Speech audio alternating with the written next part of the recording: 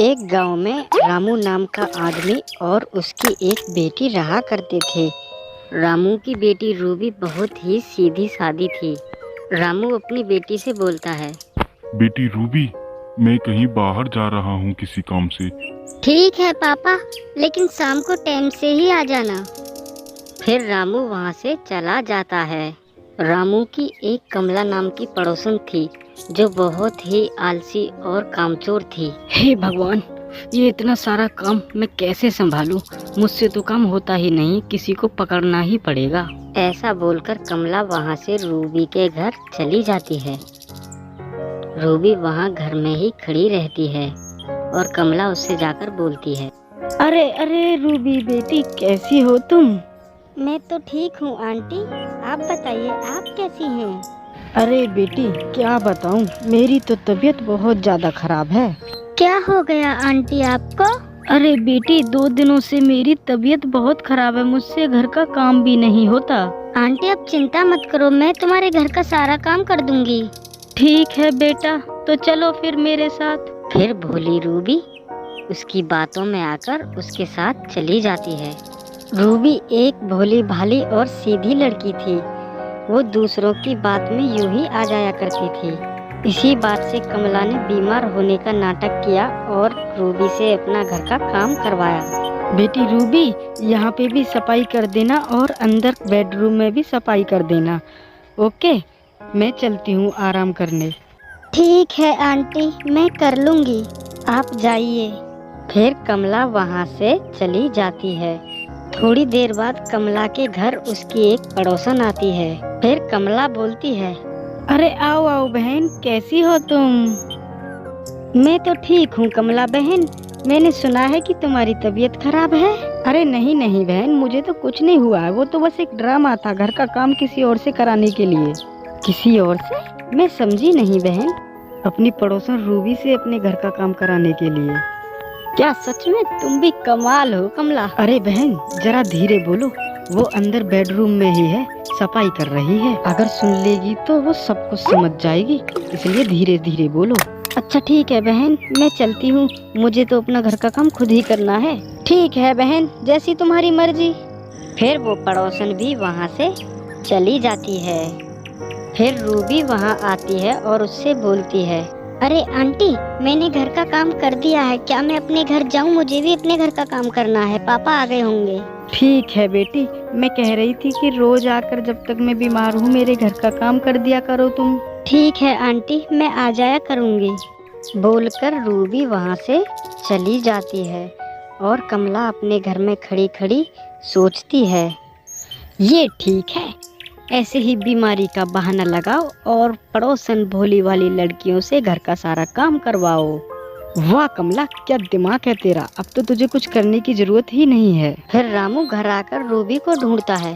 पूरा घर देख लिया, पता नहीं कहाँ गई ये लड़की।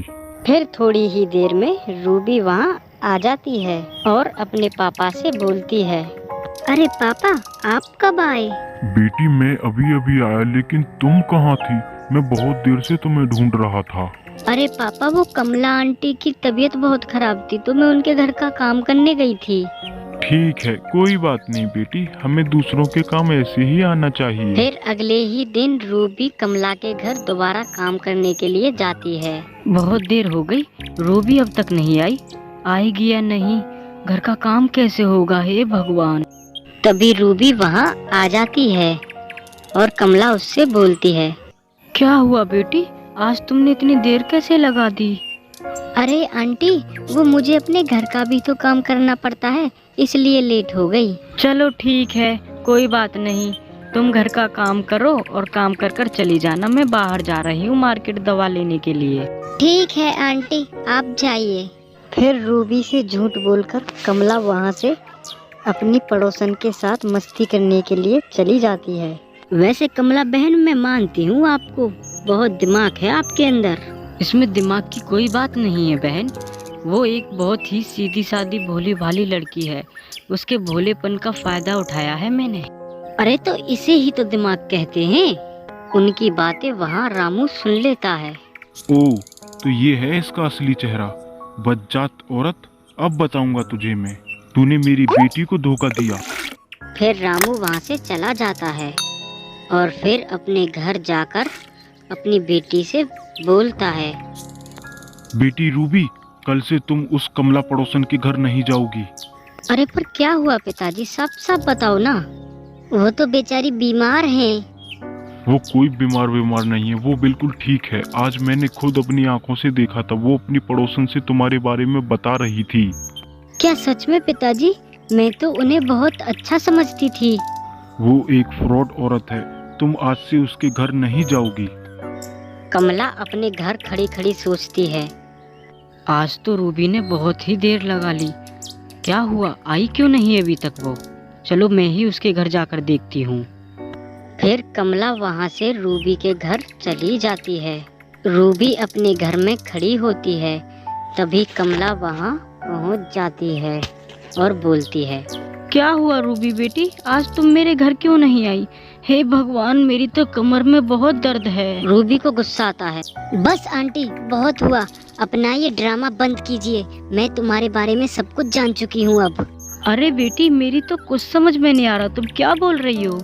मेरे पापा ने तुम्हें तुम्हारी पड़ोसन के साथ बात करते हुए सुन लिया है और हमें सब कुछ पता चल चुका है। तुम एक फ्रॉड हो।